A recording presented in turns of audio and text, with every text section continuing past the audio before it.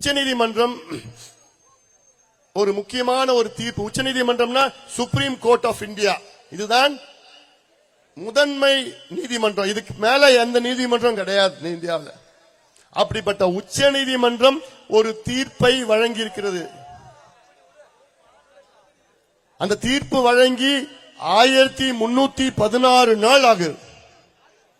1316 நாட்கள். என்ன தீர்ப்பு தெரியுமா? உங்கள் தலையெழுத்தை மாற்றுகின்ற தீர்ப்பு அது.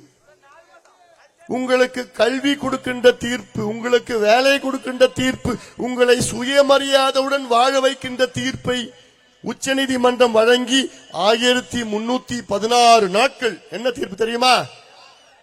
தமிழ்நாட்டில் வன்னியர்களுக்கு உள் ஒதுக்கீடு, தனி ஒதுக்கீடு வழங்க எந்த தடையும் கிடையாது. தாராளமா நீங்கள் வழங்கலாம். தரவுகளை சேகரித்து நியாயப்படுத்தி வழங்குங்கள். எவ்வளவு பெரிய ஒரு தீர்ப்பு, எவ்வளவு பெரிய தீர்ப்பு. ஆனால் இந்த தீர்ப்பு வந்து 1316 நாட்கள் ஆகியும் இந்த தீர்ப்பை நடைமுறைப்படுத்த நான் தயங்குகிறேன் சொல்ல மாட்டேன். மறுக்கின்ற முதலமைச்சர் ஸ்டாலின் அவர்களே, இந்த சமுதாயம் உங்களை மன்னிக்கவே மன்னிக்காது. இந்த சமுதாயத்தின் துரோகி நீங்கள், இந்த சமுதாயத்தின் விரோதி நீங்கள். இந்த பிள்ளைகளுக்கு படிப்பு வேலை கொடுக்கணும்னு உச்சநீதிமன்றம் ஒரு தீர்ப்பு வழங்குகிறது. அந்த தீர்ப்பை நடைமுறைப்படுத்த துப்பில்லாத ஒரு அரசு தேவையாயா? ஆனாதான் நான் சொல்றேன், வருகின்ற சட்டமன்ற தேர்தலில் தமிழ்நாட்டில் ஒரு வன்னியர் கூட திமுகவுக்கு ஓட்டு போடக்கூடாது. இந்த சமுதாயத்திற்கு துரோகி திமுகவும் ஸ்டாலின் அவர்கள். எதுக்கெடுத்தாலும் உச்சநீதிமன்றம் போறீங்களே நீங்க ஸ்டாலின் அவர்களே, எதுக்கெடுத்தாலும் உச்சநீதிமன்றம் ஓடுறீங்க. எதுக்கு ஓடுறீங்க? கிட்னி திருட்டுக்காக. ஒரு படத்துல சொல்லுவான், வடிவேல யாரும் தெரியல, சட்னி கிடையாது கிட்னி. மண்ணை திருடினானுங்க, ஆத்து மணல திருடினானுங்க, கடல் மணல திருடினானுங்க, மலைய திருடினானுங்க, இப்ப கிட்னி திருட ஆரம்பிச்சுட்டானுங்க. ஜாகிரதையா இருங்கம்மா. ஏமாத்தி எடுத்துட்டு போறான், கிட்னி எடுத்துட்டு போறான். கிட்னி யார் திருடினா? திமுக காரன், திமுக எம்எல்ஏ. அவங்க ஹாஸ்பிட்டல் கிட்னி திருடினான். நான் தான் அதுக்கு அறிக்கைலாம் விட்டு அழுத்தம் கொடுத்து மற்ற எல்லா கட்சிகளும் சேர்ந்துடுச்சு. சேர்ந்தவுடன் இங்க இருக்கிற அமைச்சர் பேசுறாரு, தமிழ்நாடு அமைச்சர் பேசுறார், இது கிட்னி திருட்டு அல்ல, இது கிட்னி முறைகேடு. ஆடா பாவீங்களா, இப்படியா ஏமாத்து? கிட்னி திருட்டு இல்லையா, கிட்னி முறைகேடா? யோ ஒண்ணு தெரியாதவங்களுக்கு பிடிச்சி கிட்னியை திருடிட்டு கிட்னி முறைகேடுன்னு சொல்லிட்டு இருக்கு. இதற்கு சென்னை உயர்நீதிமன்றம் ஒரு விசாரணை நடத்தணும்னு ஒரு ஆணையிட்டது. அந்த விசாரணை எதிர்த்து எங்க போனாங்க இவங்க? உச்ச நீதிமன்றம் போயிருக்கிறாங்க. நீ நியாயமான ஆட்சி நடத்தியிருந்தேன்னா, நேர்மையான ஆட்சி நடத்தியிருந்தேன்னா, கிட்னி யார் திருடுனா, எங்க இப்படி எவ்வளவு பெரிய ஒரு மோசடி அப்படின்னு கண்டுபிடிச்சிருப்பல்ல, அதுக்கு விசாரணை நடத்தியிருப்பல்ல. ஏன் பண்ணாம நீ எதுக்கு நீ உச்ச நீதிமன்றம் ஓடுற? உனக்கு என்ன பயம்? ஆனா உச்ச நீதிமன்றம் விசாரணை நடத்தணும்னு சொல்லிடுச்சு. இதற்கெல்லாம் நீ உச்ச நீதிமன்றம் போற? தமிழ்நாட்டில் 4700 கோடி ரூபாய்க்கு மணல் கொள்ளை நடந்திருக்கிறது என்று அமலாக்கத்துறை என்போர்ஸ்மெண்ட் டைரக்டர் இடி ஒரு விசாரணை நடத்தியது. இந்த விசாரணை எதிர்த்து நீ உச்ச நீதிமன்றம் போற. தமிழ்நாட்டிலே டாஸ்மார்க்கில், அந்த டாஸ்மார்க்குடைய போக்குவரத்து டிரான்ஸ்போர்ட்ல 1000 கோடி ஊழல் என்று இடி கண்டுபிடிச்சு அதுக்கு விசாரணை நடத்தினாங்க. இதை எதிர்த்து நீ எங்க ஓடுற? உச்ச நீதிமன்றம் ஓடுற. ஆனால் அப்படிப்பட்ட உச்ச நீதிமன்றம் 1316 நாள் முன்னோடி தீர்ப்பு வன்னியர்களுக்கு தமிழ்நாட்டில் இடஒதுக்கீடு கொடு என்று சொல்லி தீர்ப்பு கொடுத்து இவ்வளவு காலமா ஏன் அமைதியா இருக்கிற? ஏன் கொடுக்கல? ஏன் கொடுக்க மறுக்கிற? ஏன் இந்த பிள்ளைங்களை படிக்கூடாதா? இன்னும் கூலியா இருக்கணுமா? இன்னும் கூலியா வேலை செய்யணுமா? என்னையா காரணம் சொல்லு. மக்கள் ஓட்டு தான் வேணும், பிள்ளைங்கலாம் படிக்க கூடாது. எவ்வளவு மோசடி, எவ்வளவு மோசடி. எல்லாம் இந்த சமுதாயம் மன்னிக்காது, மன்னிக்கவும் முடியாது. எவ்வளவு பெரிய சமூக அநீதி, சமூக நீதி துரோகி. சாதிவாரி கணக்கெடுப்பு நடத்து, அப்பதான் தமிழ்நாட்டில் அனைத்து சாதிகளுக்கும் சமூக நீதி கிடைக்கும் என்று எவ்வளவு காலமாக நாங்க கத்திட்டு இருக்கிறோம். எவ்வளவு போராட்டம், எவ்வளவு ஆர்ப்பாட்டம், கருத்தரங்கம் எவ்வளவு பண்ணிருக்கிறோம். சாதிவாரி கணக்கெடுப்புனா ஒரு சாதி பிரச்சனை கிடையாது, சமூக நீதியின் பிரச்சனை. தமிழ்நாட்டின் அனைத்து சமுதாயங்கள் என்ன நிலையில் இருக்கிறது என்று தெரிந்து கொள்ள கணக்கெடுப்பு நடத்தணும். கணக்கெடுப்பு நடத்தாயா உங்களுக்கு தெரியும் யார் யார் என்ன சமுதாயம் என்ன நிலையில் இருக்கிறாங்கன்னு? கணக்கெடுப்பு நடத்தாம எப்படி தெரிஞ்சுப்பீங்க நீங்க? அதாவது வலசை பறவைகள் ரஷ்யா, சைனா, ஆஸ்திரேலியாவிலிருந்து எவ்வளோ பறவைகள் தமிழ்நாடு வருது, அதெல்லாம் கணக்கெடுப்பு நடத்துறீங்க. ஏன் தெருவில் எத்தனை நாய் சுத்திட்டு இருக்குன்னு கணக்கெடுப்பு வச்சிருக்கீங்க. தெருவில் எத்தனை மாடு சுத்துதுன்னு அதெல்லாம் கணக்கு வச்சிருக்கீங்க. எலெக்ஷன் வந்ததுன்னா எந்த வீட்டுல எவ்வளவு ஓட்டு இருக்குது, அந்த ஓட்டுக்கு எவ்வளவு காசு கொடுக்கலாம், அந்த கணக்கெல்லாம் வச்சிருக்கிறேன். இந்த பிள்ளைங்க படிக்கிறதுக்கு வேலை போறதுக்கு அந்த கணக்கு மட்டும் நான் எடுக்க மாட்டேன். கர்நாடகா, ஆந்திரா, தெலுங்கானா, ஒரிசா, ஜார்க்கண்ட், பீகார் இத்தனை மாநிலத்தில் எடுத்து முடிச்சுட்டாங்க. ஆனால் சமூக நீதியின் பிறப்பிடம் தமிழ்நாடு. தந்தை பெரியார் வாழ்ந்த மண் தமிழ்நாடு. சுயமரியாதைக்காக தந்தை பெரியார் அவர்கள் தமிழ்நாட்டில் சமூக நீதிக்காக போராடினார். அப்படிப்பட்ட இந்த மண்ணில் தான் நீ முதல்ல எடுத்திருக்கணும். ஏன் எடுக்கல? என்ன பிரச்சனை உங்களுக்கு? ஆனால் கேட்டா எங்களுக்கு அதிகாரம் இல்லை என்று எவ்வளவு பெரிய ஒரு பொய்யை ஸ்டாலின் அவர்கள் சொல்கின்றார். எவ்வளவு பெரிய பொய் தெரியுமா? அதிகாரம் இல்லையா இவருக்கு? எதுக்கு?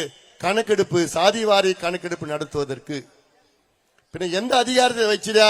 கர்நாடகாவில் உங்க கூட்டணி கட்சி நடத்துது. சித்தராமையா 2 முறை எடுத்து நடத்திட்டாரு. தெலுங்கானால உங்க கூட்டணி கட்சி தானே அங்க ரேவந்த் ரெட்டி நடத்தி முடிச்சிட்டாரு. ஆந்திராவில் முடிச்சிட்டாங்க, ஒரிசாவில் முடிச்சாங்க, பீகார்ல எப்பயோ முடிச்சிட்டாங்க. எந்த சட்டத்தின் வைத்து அந்த மாநிலங்கள்ல நடத்தினாங்க?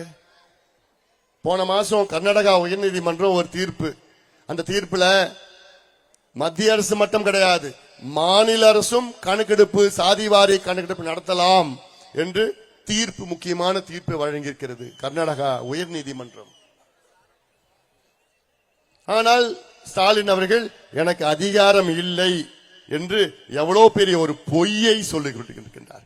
ஏன் கூட இருக்கிற கூட்டணி கட்சிகள் உங்களுக்கு தெரியாதா? எதுக்கு நீங்க கூட்டணி வச்சிருக்கீங்க?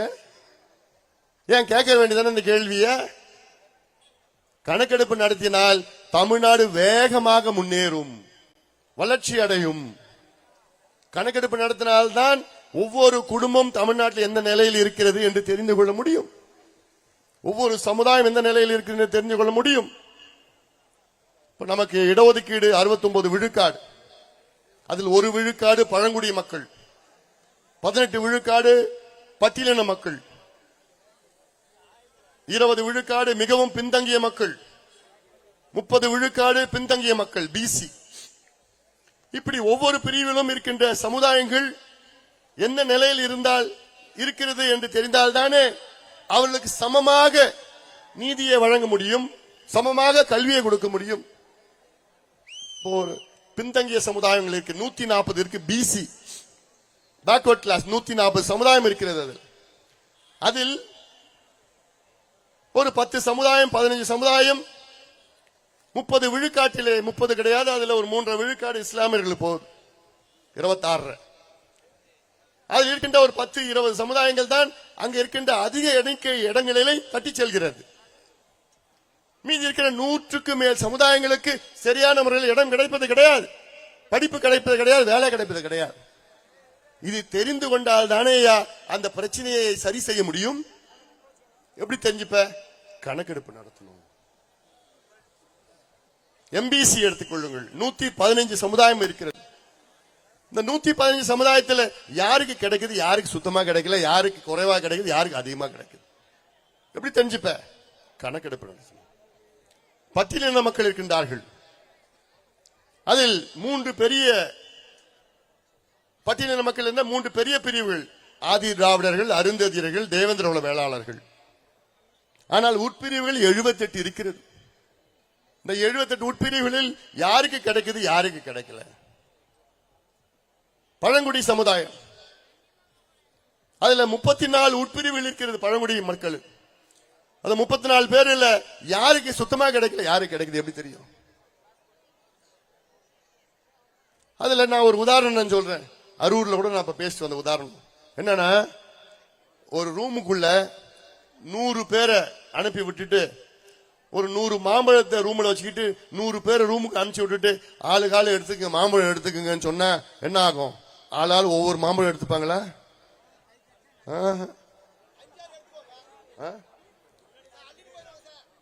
அரசாங்கம் மாதிரி வாட்டு சாட்டமா இருந்ததுன்னா 5 எடுத்துப்போம். நம்ம வேலுசாமி மாதிரி கொஞ்சம் சுமாரான வாட 2 எடுத்துப்பாங்க. நம்ம செந்தில் இருக்கான் தடிய 10 எடுத்துப்பான். அந்த மாதிரி யாருக்கு பலம் அதிகமோ வாட்டு சாட்டம் அவங்க பிடிப்பாங்க மாம்பழத்தை. இப்படி கொஞ்சம் அப்படிலாம் இருக்கிறான் பாரு, பாவம். அவன் எண்ணி பாப்பான், உள்ள மோதி பாப்பான், ஒண்ணுமே கிடைக்காது. பெண்களுக்கு சுத்தமா கிடைக்காது. இப்ப நடக்கிறது அப்படிதான். இப்ப நடக்கிற பிசி பேக்வர்ட் கிளாஸ்ல 140 சமுதாயத்துல அங்க அந்த சமுதாயத்துக்குள்ள இருக்கின்ற பின்தங்கிய சமுதாயங்கள் போட்டி போட முடியல. எம்பிசில 115 சமுதாயத்துல சில பேர் மட்டும் எடுத்துட்டு போறாங்க. அந்த சில பேர் யார் தெரியுமா? சில பேர் இப்போ நகரத்துல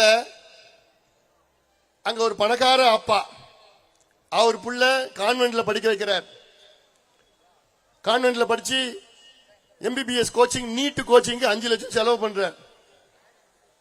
இல்ல படிச்சு வேலைக்கு போனோம், UPSC, TNPSC, civil service, IIT அப்படிலாம் இந்த என்ட்ரன்ஸ் எக்ஸாமுக்காக 10 லட்சம் 20 லட்சம் செலவு பண்றார் பணக்கார அப்பா.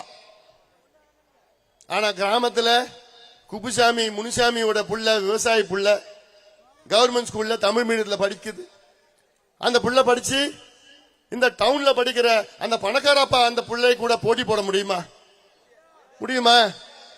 ஆனா 2 பேருமே எம்பிசில தான் வருவாங்க, 2 பேருமே பிசில தான் வருவாங்க. எப்படி போட்டி போட முடியும்? முடியாது. அதுல எப்படி சரியான முறையில் உங்களுக்கு சீட்டு கிடைக்கலன்னு எப்படி தெரியும்னா, கணக்கெடுப்பு நடத்தினாதான் தெரியும். அந்த கணக்கெடுப்பு நடத்தி இந்த முனுசாமி குப்புசாமி பிள்ளைக்கு உள் ஒதுக்கீடு கொடுக்கணும். எம்பிசில உள் ஒதுக்கீடு கொடுக்கணும். பிசில அந்த பிசி 30% பிசிய 6 8 பிரிங்க, எம்பிசிய 3 4 5 பிரிங்க. அந்த பட்டியலின எஸ்சிய 18% 6 7 8 பிரிங்க. 2% 2% 3% பிரிச்சாதான், இல்லாதவர்களுக்கு தனித்தனி பிரிவுல போட்டாதான் அவங்க போட்டி, அவங்களுக்குள்ள போட்டி போட்டு வர முடியும். இதுதான் சமூக நீதி. இதுக்கு என்ன வேணும்? கணக்கெடுப்பு வேணும். இந்த கணக்கெடுப்பு எப்படி நடத்தலாம்? எவ்வளவு நாள் ஆகும் கணக்கெடுப்பு நடத்துவதற்கு? 2 மாசம் ஆகும். எவ்வளவு செலவாகும்? 500 கோடி செலவாகும். தமிழ்நாடு பட்ஜெட் எவ்வளவு ஒரு வருஷத்துக்கு? 4.5 லட்சம் கோடி. அது 500 கோடி தமிழ்நாடு அரசுக்கு பெரிய பணம் கிடையாது. 3 லட்சம் அரசு ஊழியர்கள் 2 மாதத்துல தமிழ்நாட்டில் உள்ள 8 கோடி மக்களுடைய கணக்கை எடுத்து முடிச்சிடலாம். அவங்க நிலவரத்தை எடுத்து முடிச்சிடலாம். 8 கோடி மக்கள், 2 கோடி குடும்பம், 2 கோடி வீட்டுக்கு போய் கணக்கெடுப்பு நடத்துவது 2 மாதத்துல எடுத்து நடத்தி முடிச்சுட்டு, அந்த ஒவ்வொரு சமுதாயம் எந்த நிலையில் இருக்கிறது, சமுதாயத்துக்கு இடஒதுக்கீடு மட்டுமில்ல, சமுதாயத்தில் இப்ப நம்ம மலை குறவர்கள் இருக்கிறாங்க வச்சுக்க, எவ்வளவு பேர் இருக்காங்க. இந்த கணக்கெடுப்பு நடத்த முடிச்சு ஒரு வீட்டுக்கு போறாரு, 2 கோடி வீடு இருக்கு, 2 கோடி வீட்லயும் போயிட்டு இந்த கணக்கெடுப்பு நடத்தி இந்த வீட்டுல எத்தனை பேர் இருக்காங்க கேட்பாங்க, கேள்வி கேட்பாங்க. சரி, இந்த வீட்டுல எந்த மதத்தை சார்ந்தவர்கள், அதுல எந்த ஜாதியை சார்ந்தவர்கள், இந்து மதமா எந்த ஜாதி, சரி எந்த ஜாதியா, அந்த எந்த உட்பிரிவு, இதுல ஏத்திப்பாங்க. எத்தனை பேர் இருக்கீங்க? 5 பேர் இருக்கிறோம். சரி, 5 பேர்ல எத்தனை பேர் படிச்சிருக்கிறீங்க? அல்ல 3 பேர் படிச்சிருக்கிறோம். எத்தனை பேர் வேலைக்கு போயிருக்கீங்க? 2 பேர். அல்ல எத்தனை பேர் அரசு வேலை? ஒருத்தர். தனியார் வேலை என்ன ஒருத்தர். இந்த வீடு உங்க வீடா, சொந்த வீடா, வாடகை வீடா, இந்த வீடு குடிசை வீடா, கல்லு வீடா இல்ல ஓட்டு வீடா? வீட்டுல எத்தனை பாத்ரூம் இருக்கு? பாத்ரூம் இருக்குதா இல்லையா? எத்தனை இருக்குது? அந்த பாத்ரூம்ல தண்ணி வருதா? குடிக்கிறதுக்கு நேரடியாக குழாயில தண்ணி வருதா? மின்சாரம் இருக்குதா? சோலார் இருக்குதா? இந்த வீட்டுல சைக்கிள் இருக்குதா? பைக் இருக்குதா? ஆட்டோ ரிக்ஷா இருக்குதா? கார் இருக்குதா? டிராக்டர் இருக்குதா? நிலம் வச்சிருக்கீங்களா? இப்படி எல்லாம் ஒரு 70-80 கேள்வி ஒவ்வொரு வீட்லயும் போய் கேட்டு அதுல கம்ப்யூட்டர்ல ஏத்தணும். ஏத்திட்டா டேட்டா, இதான் டேட்டா. இந்த டேட்டா பட்டன் தட்டினா தமிழ்நாட்டில் எத்தனை மலைக்குறவர்கள் இருக்கின்றார்கள் பட்டன் நமக்கு அப்படியே லிஸ்ட் வரும். இந்த மலைக்குறவர்கள் எத்தனை பேர் படிச்சிருக்கிறாங்க, எத்தனை பேருக்கு சொந்த வீடு, எத்தனை பேர் குடிசை வீடு, எத்தனை பேர் அரசு வேலை, எத்தனை பேர் தனியார் வேலை, பட்டன் அப்படியே டேட்டா. வன்னியர்கள் எத்தனை பேர் இருக்காங்க, எந்த நிலையில இருக்கிறாங்க, பட்டியலினத்தை சார்ந்தல் எந்த நிலையில இருக்கிறாங்க, முடித்திருத்துக்கு சமுதாயம் எந்த நிலையில இருக்கிறது, கவுண்டர்கள் வெள்ளாள கவுண்டர் எத்தனை நிலையில இருக்காங்க, செட்டியார்கள் முதலியார்கள் எல்லா சமுதாயத்திலும் அப்படியே டேட்டா எடுத்துட்டு என்ன பண்ணணும், அந்தந்த சமுதாயத்துக்கு ஏற்ப திட்டங்களை வகுக்கணும், நலத்திட்டங்களை வகுக்கணும், இடஒதுக்கீடை மாற்றி அமைக்கலாம், சமூக நீதி நிலைநாட்டலாம். இதுதான் சிம்பிளானது. இதை நான் செய்ய மாட்டேன்னு சொல்ற முதலமைச்சர் எங்கேயாவது பார்த்திருக்கீங்களா? எவ்வளோ அநியாயம் பண்றாரு, எவ்வளோ சமூக அநீதி, சமூக நீதி துரோகி. நான் பார்க்க சமூக நீதி துரோகி. நானும் எவ்வளோ தொண்டை தண்ணி வத்தி நானும் பேசிட்டு ஆனா பேசத்தை நிறுத்த மாட்டேயா, உங்களுக்கு சமூக நீதி கிடைக்கின்ற வரை நான் போராடி கொண்டிருப்பேன்.